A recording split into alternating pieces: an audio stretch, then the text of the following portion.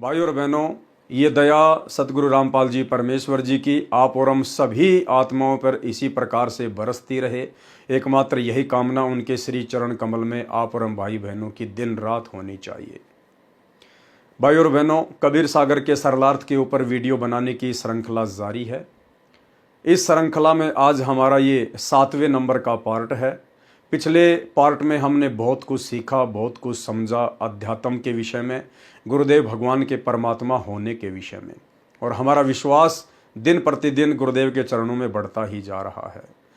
भाइयों और बहनों, सतगुरु रामपाल जी परमेश्वर जी भी यही चाहते हैं कि ये आत्मा पूर्णतया सारे प्रमाण देखकर, सारे सबूत देखकर तैयार हो जाए। इसी जन्म में, इसी कलयुग की पिछली पीढ़ी में उनके पृथ्वी पर सशरीर प्रकट रहते रहते सतलोक जाने के लिए। तो परमात्मा किसी भी प्रकार की कोई भी कमी ना तो खुद की तरफ से छोड़ेंगे और हर संभव अपने बच्चों को भी सेवा देकर उनके माध्यम से, यानी साध संगतियों के माध्यम से भी परमात्मा आत्मा को रिचार्ज करेंगे। तो भाइयों और बहनों, आज हमारा ये 7वें नंबर का पार्ट है। इस पार्ट में हमारी बहुत सारी शंकाओं का समाधान होगा। वे शंकाएं जो हो सकता है आपको आधे अधूरे ज्ञान के चलते अंदर से कोसती रहती हैं, लेकिन शर्म के मारे या लोक लज्जा के मारे आप जी अपने ही भाई बहनों से इस प्रकार के सवाल नहीं करते हैं। आज बहुत सारी शंकाओं का समाधान परमात्मा कबीर सागर के सरलार्थ से करेंगे। विशेषकर बहुत सारे जगत वाले भाई बहन जो ये सवाल करते हैं कि भाई आप कहते हो आपके गुरुदेव सतगुरु रामपाल जी स्वयंभू परमात्मा है। स्वयंभू का मतलब होता है जो स्वयं प्रकट होते हैं, जो किसी माँ से जन्म लेकर नहीं आते, और ना परमात्मा जन्म लेकर आया, ना वर्तमान में आया है और ना आगे कभी आएगा। कोई भी माता उस परमेश्वर को अपने गर्भ में रखने में सक्षम नहीं है जिस परमेश्वर के गर्भ में ये पूरी सृष्टि बसी हुई है। तो अक्सर उनकी शंका होती है कि यदि आपके गुरुदेव स्वयंभू परमात्मा है, आप इतने दावे के साथ में और ठोस बुलंद आवाज में कहते हो कि हमारे गुरुजी स्वयंभू परमात्मा है, तो भाई कोई प्रमाण दीजिए कि आपके गुरुजी स्वयंभू परमात्मा है।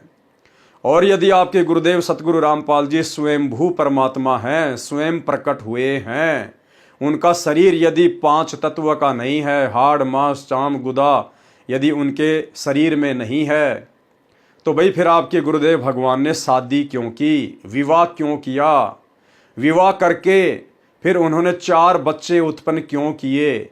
यदि आपके गुरुदेव स्वयंभू परमात्मा हैं, वो भोग विलास नहीं करते हैं, उनका शरीर विकार युक्त नहीं है, उनका शरीर 5 तत्व का नहीं है, नूरी शरीर है, तो बताइए फिर उन्होंने संभोग क्यों किया, उन्होंने 4 बच्चे उत्पन्न क्यों किए।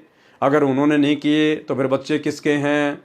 तो बहुत सारी बातें भाई और बहनों आज हमारा कंसेप्ट क्लियर करेंगी। इसके अलावा और भी बहुत सारी अध्यात्म से जुड़ी हुई बातें, जैसे महाप्रलय क्या होती है, दिव्य महाप्रलय क्या होती है, कब होती है, कैसे होती है, ये पूरी जानकारी परमात्मा आज हमें कबीर सागर के सरलार्थ में उपलब्ध करवाएंगे। तो भाइयों और बहनों, अविलंब हम वीडियो की तरफ आगे बढ़ते हैं गुरुदेव भगवान के आशीर्वाद से।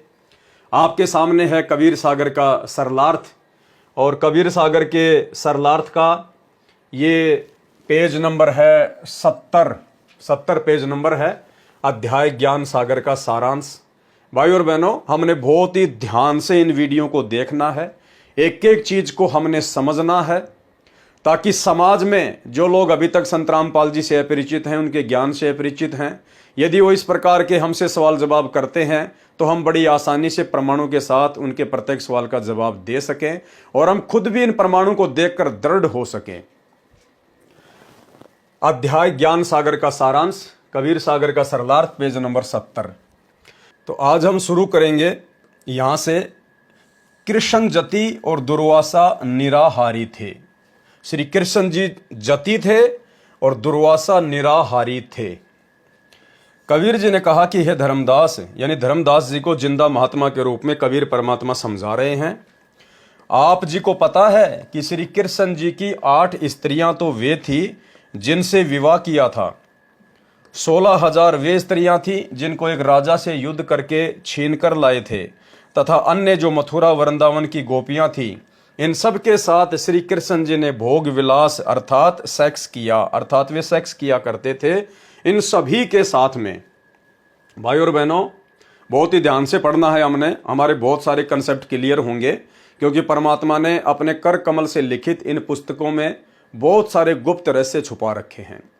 तो धर्मदास जी को ज्ञान सुनाते समय जिंदा महात्मा के रूप में कबीर परमात्मा सतगुरु रामपाल जी आज से 650 साल पहले बनारस के काशी में समझा रहे हैं कि धर्मदास, श्री कृष्ण जी की 8 स्त्रियां तो वे थी जिनसे उन्होंने डायरेक्ट विवाह किया था। 16,000 स्त्रियां वे थी जिनको वे एक राजा से युद्ध में जीत कर लेकर आए थे। और इसके अलावा बहुत सारी गोपियां थीं जिनके साथ में श्री कृष्ण जी भोग विलास किया करते थे। इन सब के साथ श्री कृष्ण जी भोग विलास अर्थात सेक्स किया करते थे। एक दुर्वासा ऋषि थे, वे निराहार रहते थे। निराहार का मतलब भोजन नहीं खाया करते थे। दिन में केवल एक तिनका दूब यानी घास का खाते थे। दूब को दुर्वा भी कहते हैं। केवल दूब के घास मात्र तिनके पर आधारित रहने के कारण ऋषि का नाम दुर्वासा ऋषि प्रसिद्ध हुआ। साथ में बताया कि एक दुर्वासा नाम का ऋषि था, वो निराहार रहता था, भोजन नहीं खाया करता था। दिन में एक बार दूब यानी घास का जो एक तिनका होता है उसको अपने मुंह में ले लिया करता था। दूब को दुर्वा भी कहते हैं, जिस कारण से उसका नाम पड़ा दुर्वासा ऋषि। ये दोनों ही पॉइंट बहुत ज्यादा इंपॉर्टेंट हैं। श्री कृष्ण जी जति थे और दुर्वासा निराहार थे। ये सतगुरु रामपाल जी परमेश्वर जी से जुड़े हुए सवाल हैं। केवल दूब के घास मात्र तिनके पर आधारित रहने के कारण ऋषि का नाम दुर्वासा प्रसिद्ध हुआ। एक समय कुछ गोपियों को दुर्वासा ऋषि के दर्शन करने की इच्छा हुई, परंतु दुर्वासा ऋषि का आश्रम जमुना दरिया के उस पार था। गोपियों ने श्री कृष्ण जी से दुर्वासा ऋषि के दर्शन करने तथा उनको भोजन करवाकर साधु भोज का पुण्य लेने की इच्छा जाहिर की। गोपियों ने कहा श्री कृष्ण जी से कि हम दुर्वासा ऋषि को भोजन करवाकर साधु को भोजन करवाने का जो पुण्य प्राप्त होता है हम वो प्राप्त करना चाहते हैं, परंतु हमारी मजबूरी है। दुर्वासा ऋषि का आश्रम यमुना नदी के दूसरे पार है, जिसको हम पार नहीं कर सकते, क्योंकि पहले ये पुल वगैरह नहीं हुआ करते थे। भाई और बहनों, दुर्वासा ऋषि, आज सतगुरु रामपाल जी परमेश्वर जी के तत्व ज्ञान से हमें पता चलता है कि यदि ऋषियों की बात करें तो संत रामपाल जी के भक्तों से बढ़कर, उन भक्तों से बढ़कर जो अपने गुरु को परमात्मा मानते हैं और जो अपने ही गुरु को अपना इष्ट मानकर पूजते हैं, जो उनकी प्रत्येक मर्यादा में रहकर प्रत्येक वचन में रह के भक्ति कर रहे हैं मन कर्म वचन से, दुर्वासा ऋषि तो सतगुरु रामपाल जी परमेश्वर जी के वर्तमान में उन भक्तों के पैर के नाखून के बराबर भी अध्यात्म में नहीं है। और वो गोपियां दुर्वासा ऋषि को भोजन करवाने से साधु भोज का पुण्य मान रही थी। तो भाई और बहनों, सोचिए वर्तमान में सतगुरु रामपाल जी परमेश्वर जी के सत भक्तों को भोजन करवाने का कितना पुण्य प्राप्त होगा, हमारे कितने पाप कर्मों का नाश होगा। और इसीलिए काल ने संगत में ये रोड़े अटकाए। 2014 बरवाला कांड के बाद जैसे ही सतलोक आश्रम मैनेजमेंट हरियाणा ने जगह जगह सत्संग करवाने शुरू किए, ये सत्संगों में भक्तों को भोजन भंडारा नहीं करवाया करते थे, क्योंकि काल चाहता है कि इनके पुण्यों में वृद्धि ना हो। फिर धीरे धीरे इन लोगों ने आश्रम खोले, उसके बाद ये लोग आश्रम में भंडारे करने लग गए। आश्रम में भंडारे वर्तमान में भी हो रहे हैं। इसके अलावा हर महीने जिले वाइज, डिस्ट्रिक्ट वाइज जो सत्संग होते हैं, गांव में जो सत्संग होते हैं, आज भी उन सत्संगों में भंडारा नहीं करवाया जाता है। पहले की तरह केवल 4 बिस्किट और 1 गिलास चाय का, एक छोटा सा कप चाय और 4 बिस्कुट, जिसमें एक बच्चे का भी पेट नहीं भर सकता। तो भाई और बहनों, ये सारा सब कुछ काल प्रेरणा से, काल का षड्यंत्र था। दूसरी तरफ परमेश्वर की विशेष आत्माएं जो साध संगति से जुड़ी हुई थी, सत्सेवक भाई बहन, वे अपने गुरु को ही अपना इष्ट मानकर साध संगतियों में भंडारा करवाया करती थी। सर्वप्रथम अपने गुरुदेव भगवान को भोग लगाते, उसके बाद भंडारा जो होता था वो सभी भाई बहन मिलकर खाया करते थे। उसके बाद बैठकर परमात्मा की महिमा किया करते थे। तो 21 ब्रह्मांड के स्वामी ज्योति निरंजन को चिंता हो गई कि ये लोग कहां से आ गए। बाकी 90% जो सतलोक आश्रमों से जुड़े हुए हैं उनको तो मैंने अपनी जेब में डाल लिया और ऊपर से चैन बंद कर रखी है। ये चंद लोग कहां से आ गए जिन्होंने भंडारे शुरू कर दिए। तो काल प्रेरणा से सतलोक आश्रम मैनेजमेंट हरियाणा ने साध संगतियों में भी भंडारे बंद करवाने में कोई कसर नहीं छोड़ी। साध संगतियां बंद करवाने में, साध संगतियों में लड़ाई झगड़ा करने में, पुलिस प्रशासन की मदद लेकर साध संगतियां बंद करवाने में कोई कसर नहीं छोड़ी। लेकिन इसके बावजूद भी सैकड़ों की संख्या में साध संगतियां निर्विघ्न रूप से संपन्न हुई। तो भाई और बहनों, गोपियां तो मात्र दुर्वासा ऋषि को भोजन करवाकर साधु भोज का पुण्य प्राप्त करना चाह रही थी, और यहां वर्तमान में दुर्वासा ऋषि से भी असंख्य गुना ज्यादा भक्ति युक्त आत्माएं सतगुरु रामपाल जी परमेश्वर जी के हजारों भगत जब साध संगतियों के माध्यम से भंडारा भोजन करते थे तो काल प्रेरणा से यही सतलोक आश्रम मैनेजमेंट हरियाणा उनमें विघ्न पैदा किया करते थे। और जो संगत बेचारी 90% जो भेड़ चाल में चल रही है, आंखों पे काली पट्टी बांध के चल रही है, जो गुरुदेव के ज्ञान को ढंग से समझ नहीं पा रही है, जब बेचारी वो संगत सत्संगों में भोजन की डिमांड किया करती थी कि भाई हम तो 40 किलोमीटर से आ रहे हैं, कोई कहता मैं 100 किलोमीटर से आया हूं, भंडारा कहां करेंगे, तो कहते नहीं, गुरुजी का आदेश है, केवल 4 बिस्कुट और चाय मिलेगी। गुरुजी का आदेश है, अगर किसी ने सत्संग में भंडारा कर दिया तो उसका नाम खंड हो जाएगा। बेचारों को वापस भूखा ही जाना पड़ता था। तो भाई और बहनों, यह काल का बहुत बड़ा षड्यंत्र, इस षड्यंत्र से परमात्मा ने केवल सत्सेवकों को बचा कर रखा। गोपियों ने श्री कृष्ण जी से दुर्वासा ऋषि के दर्शन करने तथा उनको भोजन करवाकर साधु भोज का पुण्य लेने की इच्छा व्यक्त की। श्री कृष्ण जी ने कहा कि बहुत अच्छा उद्देश्य है, जाओ। गोपियों ने समस्या बताई कि यमुना नदी में अथाह जल बह रहा है, कैसे पार करेंगी। श्री कृष्ण जी ने कहा कि तुम जमुना नदी के किनारे खड़ी होकर ये शब्द कहना कि, क्या शब्द है भाई और बहनों, ध्यान देना। जहां जहां दास ने हाईलाइट कर रखा है लाल या पीला, वो विशेष पॉइंट हैं, उनको आप जी ध्यान से पढ़ना। तो श्री कृष्ण जी ने कहा कि तुम जमुना नदी के किनारे खड़ी होकर यह शब्द कहना कि हे जमुना दरिया, यदि श्री कृष्ण जी जति हैं और हमारे साथ भोग विलास नहीं किया है तो हमें रास्ता दे दो। जबकि श्री कृष्ण जी तो उन समस्त गोपियों के साथ में भोग विलास किया करते थे, सेक्स किया करते थे। हे जमुना दरिया, यदि श्री कृष्ण जति हैं और हमारे साथ भोग विलास नहीं किया है तो हमें रास्ता दे दो। जब वापिस आओ तो जमुना दरिया के किनारे कहना, हे यमुना दरिया, यदि दुर्वासा ऋषि पवन आहारी है तो हमें रास्ता दे दो। पवन आहारी यानी केवल वायु के ऊपर ही जीवित रहना, भोजन वगैरह ना करना। हे जमुना दरिया, यदि दुर्वासा ऋषि पवन आहारी है तो हमें रास्ता दे दो। सैकड़ों गोपियां भोजन के थाल लेकर चली। जमुना नदी के किनारे जब ये शब्द बोले कि यदि श्री कृष्ण गोपाल जति है और हमारे साथ भोग विलास नहीं किया है। अब गुरुदेव समझा रहे हैं जति क्या होता है। जति 2 प्रकार के होते हैं। एक तो जिसने कभी स्त्री भोग नहीं किया हो, जिसने अपने जीवन में कभी भी किसी स्त्री के साथ शारीरिक संबंध नहीं बनाए हों, भोग विलास नहीं किया हो, एक वो होता है जति। और दूसरे प्रकार का जति, दूसरा जिसने अपनी पत्नी के अलावा अन्य स्त्री से कभी मिलन न किया हो। ये 2 प्रकार के परमात्मा ने जति बताई, वीडियो ध्यान से देखना। इसी प्रकार स्त्री भी 2 प्रकार की सती होती है।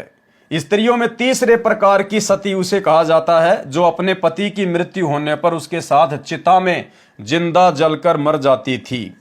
जैसे सीता जी को सती कहते हैं, उसने रावण को नहीं स्वीकारा, केवल अपने पति श्री रामचंद्र जी पर आश्रित रही। कहते हैं जति सती का जोड़ा कभी नहीं दुख का फोड़ा। तो हमें रास्ता दे दो। उसी समय जमुना नदी का पानी घुटनों तक आए, इतना ही गहरा रह गया। सब गोपियां नदी पार कर गई, फिर से जमुना दरिया किनारे तक भरकर बहने लगी। जैसे गोपियों ने जमुना नदी को पार किया, पार करते ही जमुना नदी फिर से अपनी फुल स्विम पर बहने लगी, पूरी उफन उफन कर बहने लगी। यह देखकर सब गोपियों ने विचार किया। ध्यान देना भाइयों और बहनों, गोपियों ने फिर क्या विचार किया? यह देखकर सभी गोपियों ने विचार किया कि श्री कृष्ण जी ने तो हमारे साथ अनेकों बार विलास किया है, भोग विलास किया है, सेक्स किया है। यह कैसा आश्चर्य है, यह कैसा अचरज है। सब गोपियां यह विचार करती हुई दुर्वासा ऋषि के आश्रम में पहुंची। भाइयों और बहनों, यहीं से हमारा कंसेप्ट क्लियर हो जाएगा कि यदि सतगुरु रामपाल जी स्वयंभू परमात्मा हैं, इनका शरीर पांच तत्व का नहीं है, इनका शरीर विकार युक्त नहीं है, ये तीनों गुणों रजोगुण सतोगुण तमोगुण से दूर हैं, तो फिर संत रामपाल जी ने शादी करके और भोग विलास क्यों किया? संत रामपाल जी ने स्त्री भोग क्यों किया?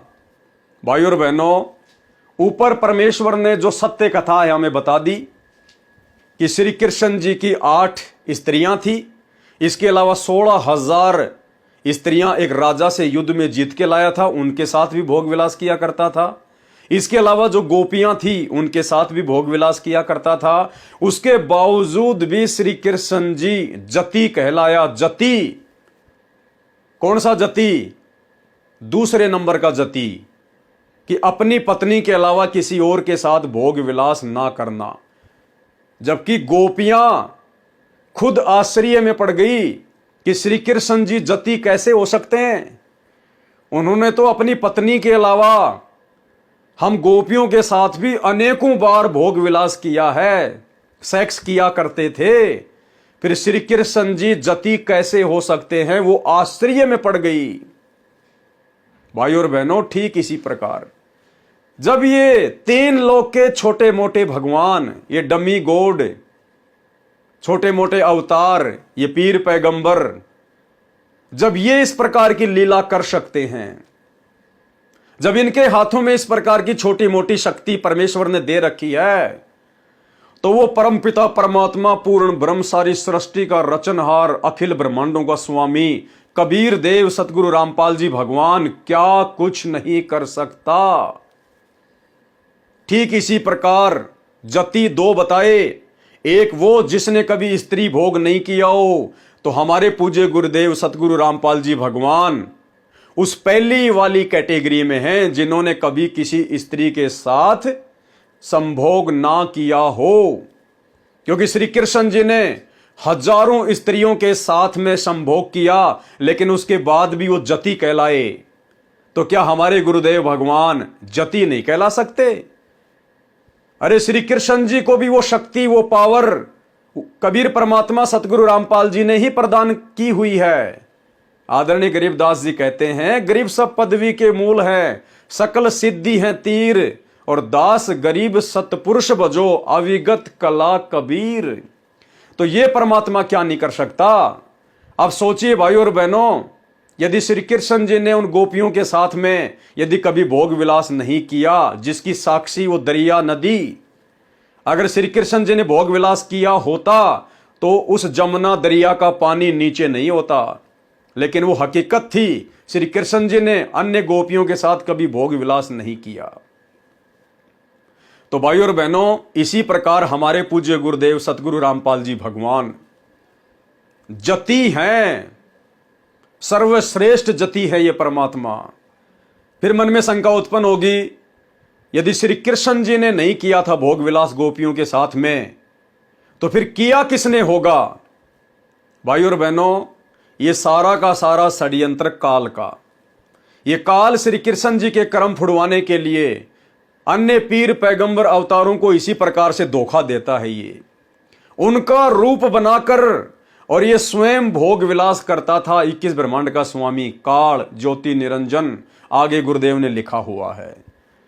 अब आपके मन में शंका पैदा होगी कि फिर हमारे गुरुदेव भगवान की जो कलियुगी स्त्री है, सांसारिक नाते में जिसे हम गुरुदेव की धर्म पत्नी कहते हैं, अनारो माई, फिर उनके साथ में किसने भोग विलास किया होगा यदि संत रामपाल जी ने नहीं किया होगा? तो भाई और बहनों, परमेश्वर की एक वाणी है, हमारे लिए केवल वही पर्याप्त है कि नामा और रैदास रसीला, कोई न जाने अवगत लीला।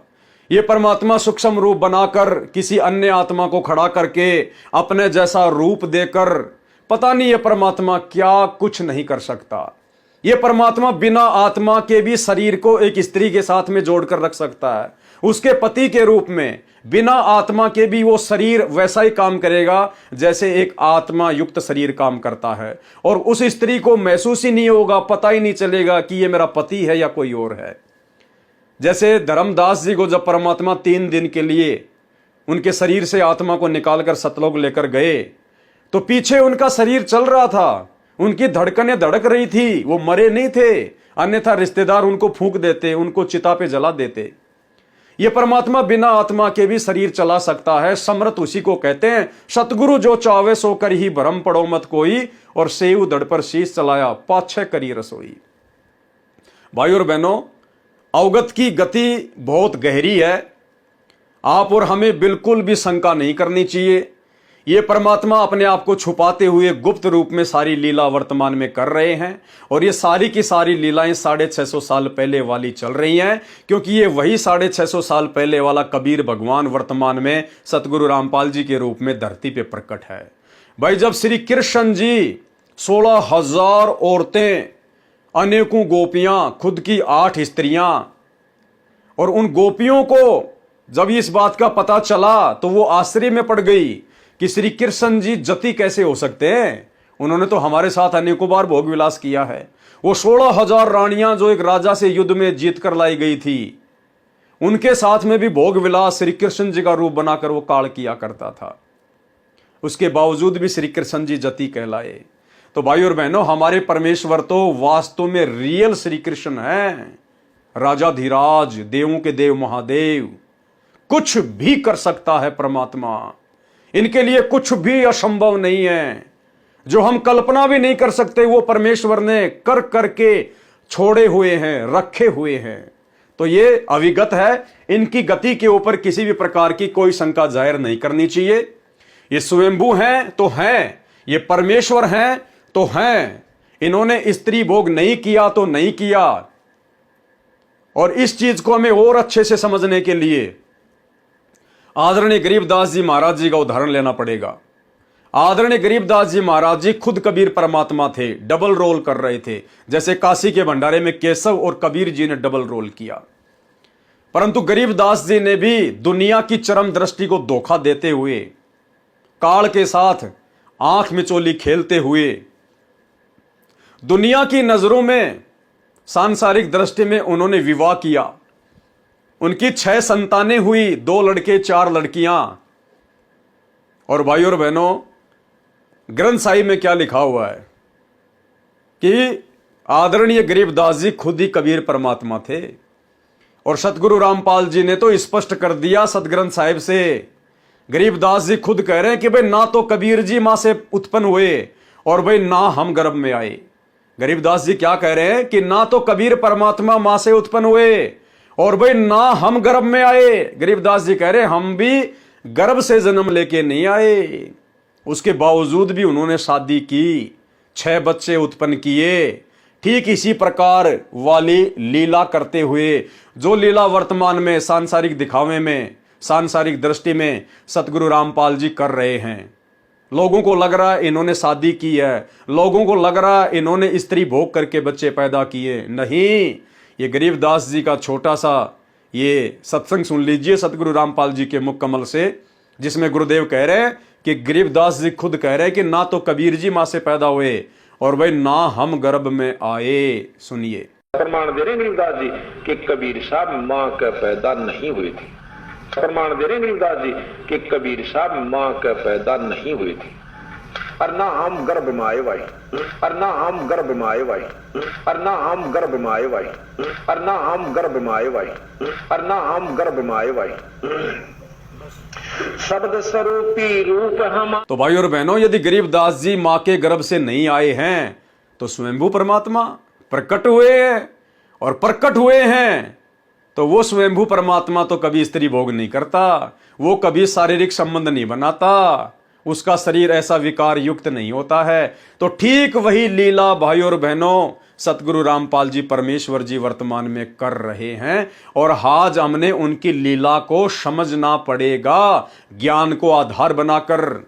यदि ये परमेश्वर खुल्लम खुल्ला चमत्कार करने लग जाए तो फिर कोई भी आत्मा सतलोक नहीं जा पाएगी। सारे उनके चमत्कार को देखकर और उनके पैरों से चिपक जाएंगे, ज्ञान को कोई समझना ही नहीं चाहेगा। तो ये चमत्कार करके परमात्मा ने 650 साल पहले बहुत देख लिए। अब परमेश्वर ज्ञान को आधार बनवा कर ही हम आत्माओं के अंदर स्वयं के प्रति परमात्मा वाली स्थिति को प्रकट करके ही सतलोक लेकर जाएंगे।